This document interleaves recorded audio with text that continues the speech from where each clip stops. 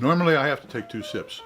One is an acclimation sip because it's a lazy afternoon, as I said. My taste buds have been sleeping for a while and they need to be woke. Well, I didn't need to have that second sip. No sirree, Bob. If this builds itself as a sour beer, watermelon and salt, it hits the mark. I mean, out of the ballpark. Absolutely does.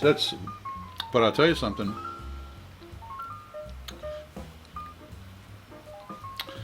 Some beers, you judge them as they are, and this one I judge it is exactly what it is. It is exactly what it said it was supposed to be, and I would be proud of them. If I were them, I'd be proud of this. I certainly would, and I would, for some folks who like it, I recommend it upside down and backwards. However, it's not my cup of tea.